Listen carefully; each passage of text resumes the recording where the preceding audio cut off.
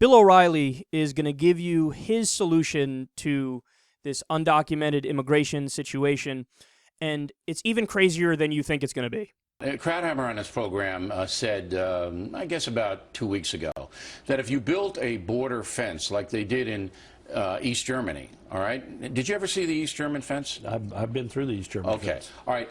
I was there, and I was there for it coming down, the wall coming down in Berlin. I was actually there on the scene. Nobody could get through that fence, all right? Nobody. It was a formidable obstacle. And the Israelis have done the same thing to keep out terrorism there. So we haven't done that on the southern border. That's mistake number one.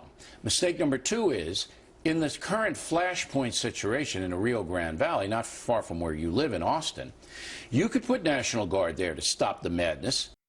The National Guard and a Berlin Wall-style fence. Bill. What's amazing about this is that he paid zero mind and gives zero consideration to the fact that the Berlin Wall is universally considered to be a terrible historical mistake. People cheered like crazy when that thing came down. They took sledgehammers to it. It's not even like, a 50-50 proposition like, well, some people are pro-Berlin Wall. No, across the board, everybody's like, oh, thankfully that fucking thing is falling. But he's like, no, I would like that on our southern border. He doesn't even consider it. It doesn't even occur to him. He thinks, well, I want it. I want it. Forget the historical implications. Forget the fact that usually when you build a fence like that, it's more you're keeping yourself in than keeping other people out. Forget about what it represents to the world. Forget about how closed off you are. This is a guy who always slams the idea of isolationism and non-interventionism, but he's like, fuck it, build a wall. Build a wall. I mean, every answer for Bill O'Reilly is be a dick. How can I be a dick?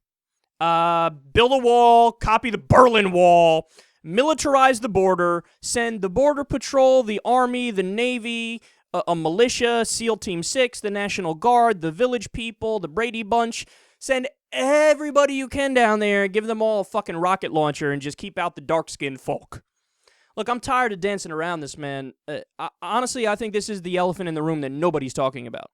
Let's say we were faced with a situation where we had 50,000 Canadians that came into the country.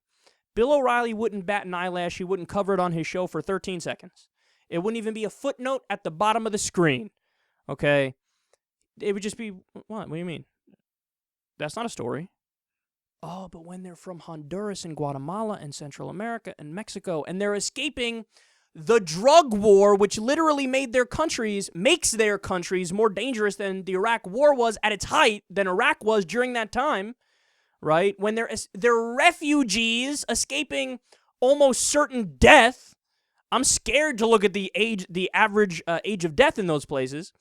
Now all of a sudden he wants to judge and he wants to put up a wall and he wants to say, fuck you, stay out. And of course, would he change the drug policy to make those countries much better and much more livable? No, he doesn't even want to do that. He's in favor of the drug war. So he wants to ravage those countries because the drug war, of course, makes the cartels incredibly strong and they control the region.